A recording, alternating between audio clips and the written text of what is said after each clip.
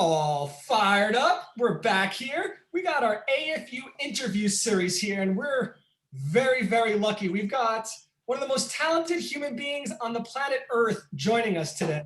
That if you don't know who he is, you're going to know about him. This is his album cover right behind here, Ray Angry 1, which is just, it should have won a Grammy. I still don't understand it, but that's just my opinion. I got my co-host with me, as always, the legendary producer, Joey Clax, LA's finest, John Guerrero.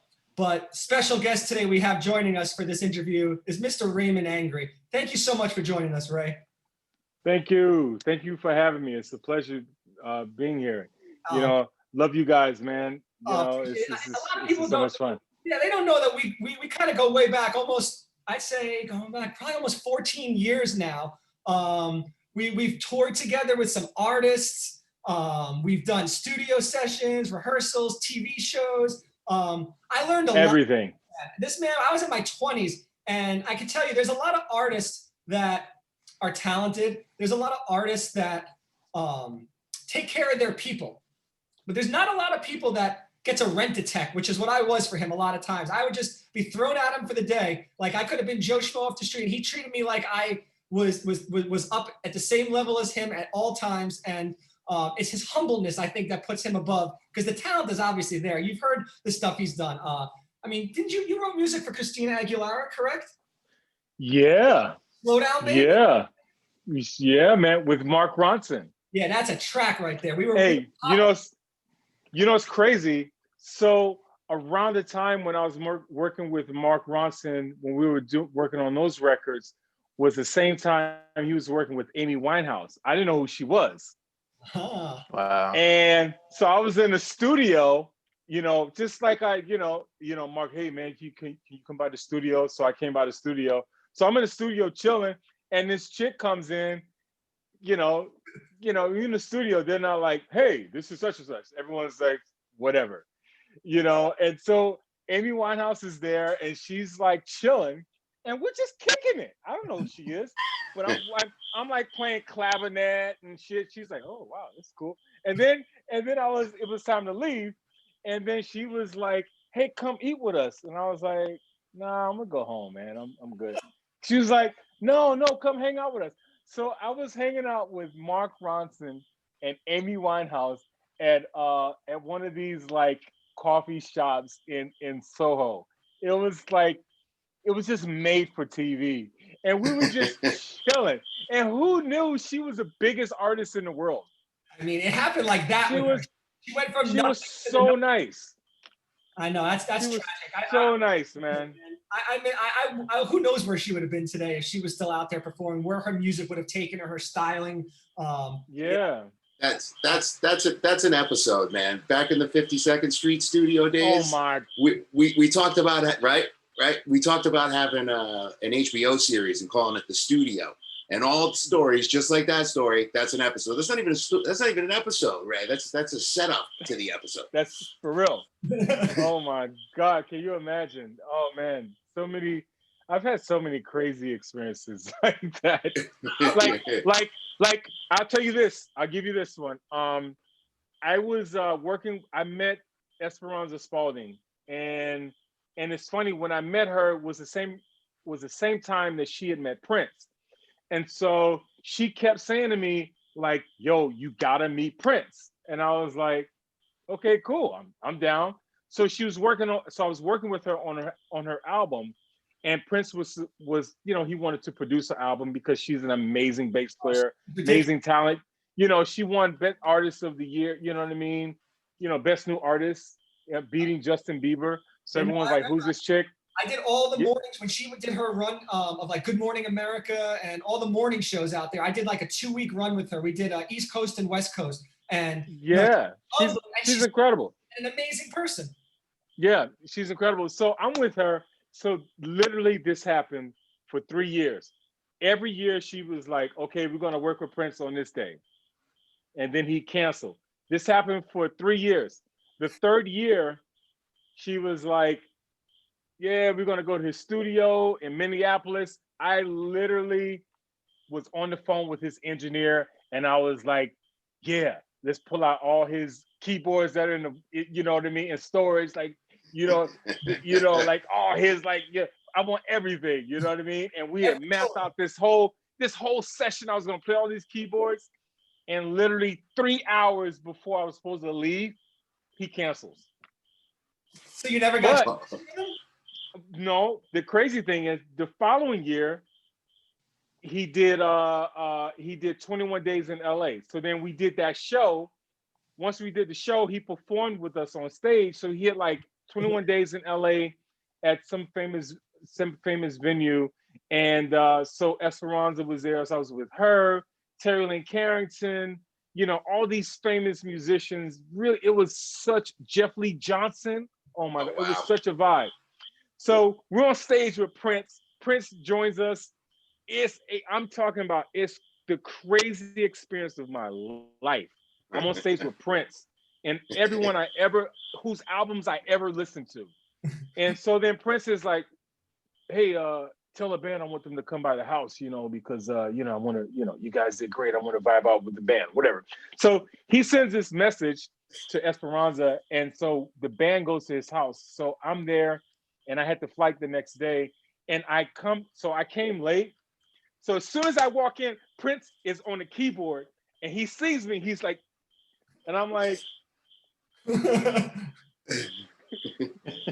he's like, yeah, you. And it's like, literally, you see these two keyboards. He was playing the bottom keyboard. When he called me over, he was playing the top keyboard and I was playing the bottom keyboard. So we were on top of each other. Literally playing, and I was playing, he was like, woo! He was making all this noise or whatever. I was playing something, he's like, woo! And I was like, oh shit. And then by the end of the night, like everyone left. It was like his it was like his bass player and his lead singer. And it's just the three of us. And we were performing like we were in fucking Madison Square Garden. And I had a flight. And I was like, yo, man. I gotta go, man. And I had to leave. And then I ended up leaving. And his house was so fucking beautiful. He had an elevator to get out of the house because we were in the basement. So, so I go in the elevator and I'm by myself. I'm like, how do I get out of here? So I go on the elevator and then like I press a button to get out. And then the next floor, he comes on the elevator. It's just me and Prince in the elevator. Bro, I'm standing I'm in the elevator like, I'm not saying nothing. I'm saying to myself, yeah, I'm not saying nothing. And he starts talking to me and we had a conversation and man, it was so cool. You know what he said to me? He was like, yo, man, whenever you're in LA, just stop by the house. Just stop by. And I fucking never stopped by. I was so mad at myself for not stopping by his house. He was so fucking cool, man. Anyway, that's my Prince story. That's not an invite everybody gets either. So, man, he was so cool, man. Yo, man, stop by the house, yo. His assistant was cool. Oh man. I had some crazy experience. I don't care how cool he is. That's still got to be an intimidating doorbell to ring, man. Just to roll up to his house. Yeah. It's like I know. That's why I came late. I was like, yo, I was trying to get Jeff Lee Johnson to come with me because Jeff was like, he didn't want to come because he was like, he had a thing with Prince, you know what I mean? He was like, yeah, that little motherfucker, you know what I mean? Because I think Prince loved him so much. I don't think Jeff knew how much he loved him because, when we were doing the show, Prince was like standing right next to him. And he felt like Prince was vibing him. Like, nah, man, he fucks with you. Yeah. But anyway, it was such a special time, man. Oh my God. That's amazing. Yeah, I got to work with Prince once when he did the 25th anniversary Rock and Roll Hall of Fame, and he came out and did that George Harrison song, and oh my God, it was like goosebumps watching. There was like 20 musicians on stage, and Prince stole the show from every one of those Hall of Famers that were on stage. They all just turned around. Eric Clapton, all these guys were just like watching him lay down his solo in that song. Yeah. I got a question for you. I saw recently, I was following your social media, and looked like you were playing a show at the Apollo the other night. Were there people there? No, there was no people there. No, Oh, okay, it well, we're was, getting closer. We're getting, yeah. We did a live stream at the Apollo. that's awesome. Yeah, we did a live stream. It was a lot of fun.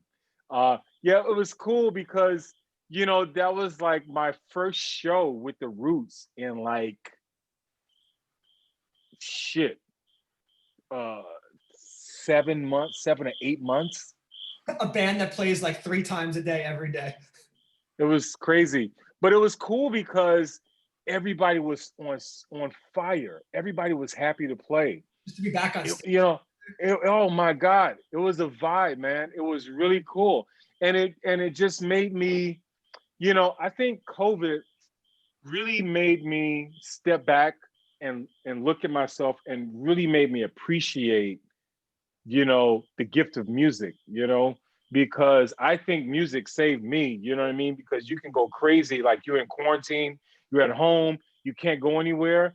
And, at least I was able to like practice, write music. Like since COVID, I have like 3 projects that I'm working on, I'm working on, you know what I mean? So it just birthed all of these different things. I'm like working out all the time, you know what I mean? And it's just, yeah, it's been crazy, but it was really great to play at the Apollo, Speaking of you that, know. you look like you're in the best shape I've ever actually seen you in. Since I mean, like I said, I knew you 12, 13 years ago. You were in this good shape back then, that's for sure. Which No, I wasn't, and the thing is, you there's a lot of factors that go into like why a person, you know, just sort of shift gears.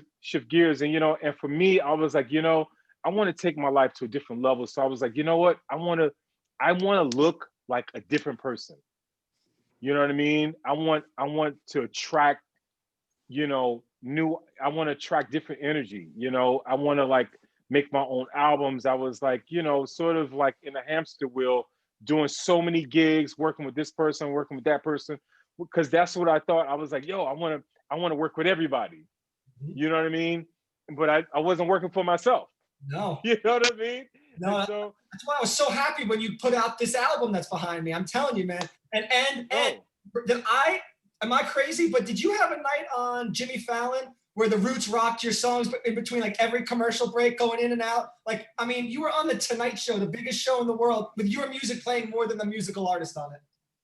bro, that I can't even begin to explain. That was the beginning. And I really have to thank Steve Mandel for that, because Steve Mandel, he's an engineer with the Roots, with Questlove, so he does everything, like whatever Quest is working on, Steve is always there. And Steve approached me about doing a record, and I was like, why do I want to do a record? Like, you know what I mean? And then I was, and then I was like, you know what? Actually, yeah, I need to do a record, because he was like, man, you need to do a record. And Steve Mandel, I have to thank him for that. He fucking came through, We and he all pushed me. we And all JMI. So I have to thank. He has a record company called JMI Recordings. Him and Jay Cohen. Those guys really believed in me, and they, made me make a record. And then I just, from there, I just, I've always been creative, and everything I was doing for everyone else, I just basically did for myself. And so that record happened, and and thank God that I did that, because now, man, I can't even begin to explain to you how I am so excited about all the new music that I'm making. It's sort of like, what it's to me, it's sort of like when you just let go, release all the stress, and just create, and let just whatever's coming to you, like everything, it's sort of like when I just stop trying to be in control, everything is just happening naturally. So I'm so excited about all the new music that I'm making. I have a new single coming out on Friday called Welcome to My Life, Don't Shoot. And it's with a writer named Imani, who's a prolific writer. Yeah, so man, so I'm keeping it coming, man. I More love it. music coming. We need it. We need people like you just coming out with creative music, creative ways. Like I said, I like it. I've got my 11-year-old daughter who, that's not the type of music she hears on like Kiss FM and Z100, but she sat down and listened and was like, whoa, whoa. Are there music videos for this? That's the first thing she asked. She's like, well, Really? he needs music videos. And then she saw your See? album cover and she's like, whoa, that's so cool. Do they make posters? Wow. So you can reach So, an and audience, you know? yeah, that's crazy because, you know, my first love was visual art. I Really? was an artist before. So I have this thing where I want people to not only hear the music, but I want them to see it. So I have this thing where I want to connect the visual with the you know, the hearing, you know, when people hear music. I want them to like see it as well, you know? That's like what Led Zeppelin used to do with some of their albums. They put out those really trippy videos to go along with their album, and it has nothing to do with the music. It can be like in a haunted Yeah. house listening to this, but it's what they envision for you. They want you to see while you listen to it. The Beatles, Yeah. movies and weird, you know, things like that based off. So I mean, yeah, if you got the creative juices to do it, I mean, I'm not going to stop you. I'll tell you that much. I mean, I remember just being on a tour bus with you. And we finished a whole day, you know, you do sound check, you do the show, we load out, you this, that. And all of a sudden, for the next 5 hours on the bus, you're sitting there recording music for somebody, writing music for another artist. I mean, you had 2 laptops out. That was me. He was that dude on the bus that was always working on something. You go to sleep and he's rocking some other tune. Isn't he? Yeah, so no, funny. that has nothing to do. That has nothing to do with it. Okay, so funny. I remember, you know, when I was working with Khalees, you know, Khalees was dating Nas at the time. And so like I would have like, you know, I have my laptop set up and I'd be like making tracks, you know, and Cass would be like, yo, what are you doing, man? You know, and Nas be like chilling, like, you know, and it was just, oh man, it was such a vibe. But those were good times, man. It is, man. Like I said, it's inspiring. It shows that that's what it takes to get to the next level. See, people don't realize how much work you put in. I mean, how old were you when you started playing music? I was actually 7. 7 years old. I was 7 years old. Yeah, I was playing and messing around in church. Nothing, you know, just sort of like hearing melodies and just sort of like tinkering with it and just being curious. I was just curious about music. You know, I was very curious about music and art. And but music took over, but yeah, long time. Did you go to college for music? Yeah, I went to Howard University.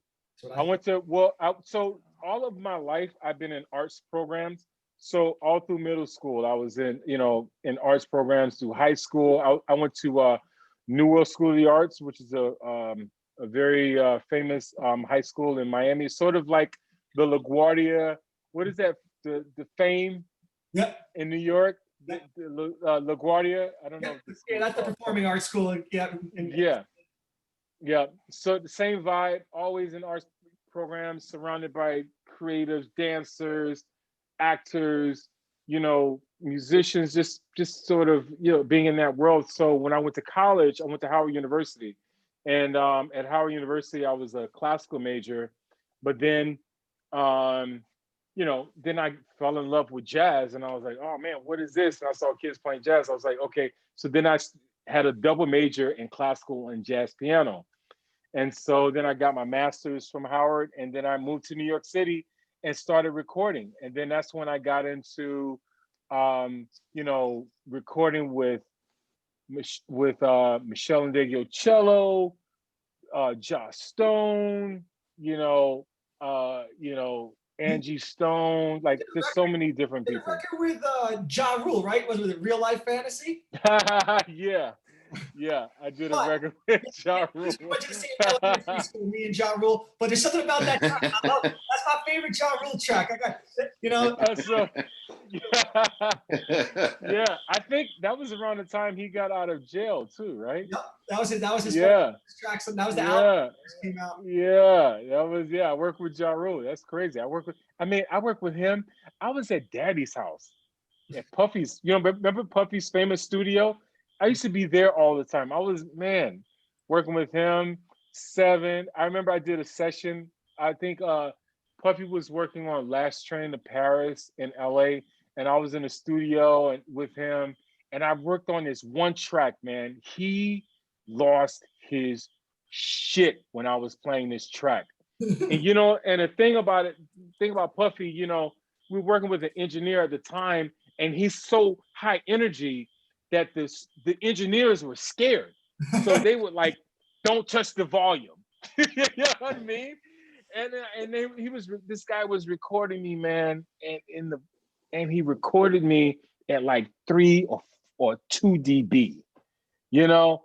And so when he got, so when Puffy got the recording, he was like, "Yo, what the fuck is this?" I can't work. So that he didn't capture the moment, man. So anyway, yeah. So I had so many crazy stories. I mean, Diddy's house. No, it was called Daddy's House. Yeah, exactly. Man, there was one time he was in stage 3. What was the name of that show? Is that when they carried him in on their What was the name of that? Yeah, what was the name of that show? Making the Band. Making of the Band. Making the Band. They were doing an episode of Making the Band, and one of his background singers was off key, so he fires her in the middle of the session. And she's like, "Yo, what the fuck is this?" Right? And he's like, "Yo, I don't remember exactly what he said, but he called her crazy on her way out the door because she just caused a big scene." He's like, "Yeah, whatever, this crazy bitch." She walks out of the room. Maybe about an hour later, all of a sudden, you hear banging on the door, and one of his security guys comes in and raise a ruckus. I mute the console. Next thing you know, the girl's father came back. "Yo, did you call my baby girl crazy?" Next thing you know, he's up in Diddy's face. The security guards pulling them off of each other. They pull them all into a separate room. Diddy goes up to the guy and proceeds to tell him how fucking crazy his daughter is and tells the security guard to get him out of there. Entertaining as the day is long. Oh my God. Can you imagine the stories? That's, first of all, Diddy's studio is a movie in and of itself. Oh, sure. That's a movie in and of itself. Oh my God. That was a crazy time. That's when like every musician wanted to be on Making of the Band. There were musicians. I'm so glad I was never a part of that shit. Oh yeah, there was musicians. All them fucking R&B auditions and shit with Mary There was J. musicians. Blige. I'm so glad I never got accepted in that shit, man. They were fucking. You saw the music industry. They was treating a musician so bad. I feel like that was the beginning of the end for touring musicians. It was. Because it was so fucking bad. The way they were treating all those church musicians, praising God and shit, not getting paid, sharing fucking rooms. Oh my God. There were musicians that came in. The 90s film that show. The 90s was a fucking shit show for musicians. It was like God against the fucking devil. It's like all these church musicians. Oh my God. Anyway. There were a lot of bad out. They're gonna hate me. They're gonna hate me after this video. Fuck you. Hopefully this will get out to millions and millions of people, and we'll deal with it afterwards. That's fired up right there. It was terrible, man. It was terrible. The way musicians were fucking trying to get on all those R&B gigs, and it was like two guys with the record company is like, setting all the musicians up. Hey, being like, "Oh yeah, we can get the musicians for this cheap," because everyone wanted to be on the road. It was terrible, man. Terrible. Like you said. Anyway. Yeah. No. All right. So Ray, you might not want to air that. I don't give a fuck. I don't give a fuck. I fucking hate them motherfuckers. I got a question. I got a question for you. I'm sorry. I'm going to save you right now. Dark. I'm going to save you right now, just so we don't get too much hate. I'm going to save you. Have you ever played the national anthem at a sporting event?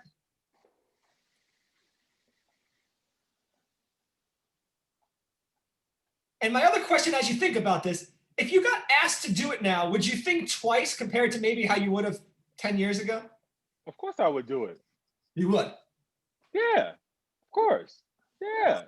I'm trying to think, did I ever play the national? I don't know. I've never done that. But actually, I'm working on a couple films where I actually recompose the national anthem,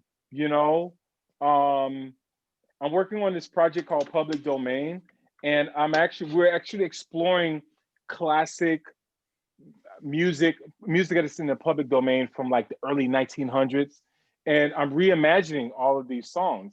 And so, yeah, man, absolutely, especially now. That's what I'm saying. Like, it's a different time now. So I think Yeah. 2021, Ray Angry playing a national anthem, I don't know, a baseball game, a football. We got to make this happen this year, Ray. I think that's Oh my God. I'm Absolutely. make this happen. Yo, man, listen, you know, the thing that I love about where we are right now is that I feel like we're at this crossroads where America is sort of like, when you I feel like America is at a crossroads where everything is sort of chaotic and destructive, but like a diamond, it has to be crushed. You know what I mean? So I feel like something beautiful is going to come out of this, and I'm really excited about the future. I'm not going to lie. I feel like people are, being extremely transparent about how they feel, whether they hate someone or not. I personally think it's great that people are, letting it out, because I feel like the change is going to be so much better because kids are seeing people for who they are, and those kids are going to grow up and they're going to be like, "Yo, that guy's an asshole. I don't want to be like that. That Great guy's point. a fucking dick." You know what I mean? My dad's a dick. You know what I mean? I don't want to be like that. You know what I mean? You know what I'm saying? So people are so angry, but they're not thinking about the kids. You know, and so and that's why the music that I'm making and what I'm doing is I'm really about, creating music that helps people to reach their higher self. That's why it angers me when I see people use music as a way to sort of like, uh, you know, get one up on somebody. You know what I'm saying? And that's why I said all the negative things about the 90s, because I feel like that was a time when people was using music as a tool to sort of get what they want and to fuck someone over. Whereas now it's sort of like, okay, you've done that. Did you have fun? That shit's over now. You know what I mean? And Yeah. so now it's, you got the whole fake news, everything is fake, but things are actually the same. They're not different. I see what you're saying. I see what You you're know what I saying. mean? I do. Everyone always hates the sitting president, and they always want someone new in. You know what I mean? It's like, you know what I mean? I don't know. I feel like we're at a great place, and I feel like even though it's very, I don't want to make light of COVID. COVID is very fucked up. I've lost a lot of really good friends, from COVID. You know what I mean? But I feel like, with all of the social unrest that's happening in America, I feel like we're going to be in a much better place, but you have to go through pain in order to find beauty. It's sort of like, I have this tattoo on my arm, yin and yang. It's like negative energy can't live without positive energy. So it's kind of, you have to do, these two things colliding together that sort of make life what it is. I'm hoping that because everyone's been quarantined for so long, we're just going to appreciate life a little bit more. Appreciate the things that we can't do right now. We can't go to a show. I mean, things like going to a concert. I mean, how many times do we hear people complain, oh, those musicians make too much money. Oh, those athletes make too much money. And then, you know what? Now we don't have any of it. Are you happy? Let them make their money. Let's appreciate arts and what we're getting entertained for and what brings us happiness. Like, if you don't appreciate a concert next year, I don't know, are you even human at this point? Like, I don't know, like even a live sporting event, even a sport I don't like. I want to go to a hockey game just because I can next year, Like, I don't like that we can't do right. And I appreciate everything more. I appreciate going out to a restaurant, I appreciate it last year. I'll be honest. Now it's like, wow, sitting down, someone feeding us, like being sick, like it's crazy. It's just a different world we live in, but I'm with you. Let's find the positives. I mean, we could really take a lot, like COVID. John and I are in Arizona, and people don't take it seriously here. We're the people that quarantine. Like when New York quarantined, we quarantined here because you just have to do what's best for you and your family and for your neighbors. And it doesn't mean it's going to be fun, but you can make it fun. Like you said, I spent this whole year basically in the studio with my kids, recording music, jamming, making videos. And you know what? I could never have done that if they weren't home from school, if I wasn't Come on, man. working gigs. So I could find positives in it. And you know what? But you're also that kind of guy, though. You know what I mean? So you just make the best of whatever you got to deal with. You know what I mean? When someone gives me lemons, I make apple juice just to fuck with their heads, you know? That's Yeah. Or lemonade. I mean, I can do lemonade if I want to make everyone happy, but I like to stand out and really make them think. Yeah, man. Doing over there. All right. I think that's beautiful. Right. I'm going to end on one last question with you here. I know you got big recording gigs coming up tonight. I don't want to hold you any longer, but here's a hypothetical fantasy question now. Ray Angry could go back in time and you could pick any musicians. If you could put together an all-star band for yourself right now to come out and do one concert one night, who would be on stage with you right now? Oh my God. Yeah, that's on Serious? the spot. That's on the spot. And it could change tomorrow, but I'm curious who it is today. Oh man. First of all, I'd have Jimi Hendrix. Okay. Nice. I'd have Jimi Hendrix, Prince, Michael, my man from Motown, bass player, was Paul, was the bass player from Motown. I know who he played on every Motown truck. Yeah, him. James Jamerson. James Jamerson. Yeah. I'll have him on bass. Shit. And who on drums? Who's on the drums? That's my question. Jesus. That's a man. Ooh, John Stubblefield. Okay. Wow. All right. I got to point out, I am not doing monitors for this gig. Shotgun front of house. I'm not dealing with y'all on that. No way. Well, listen, everyone. Whoa. And Billy Preston. Whoa. There's always room for Billy Preston. Can always find room for Billy Preston. That'd be a crazy band. That'd be a crazy band. That would be a crazy I pay band. money to go see that show, even a live stream. I'll take it. Yeah.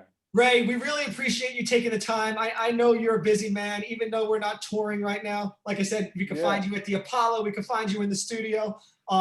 You're amazing. Thank you for joining us. Everyone go out, get his album, Ray Angry One. I promise you, it's an all fired up promise. You will enjoy this album.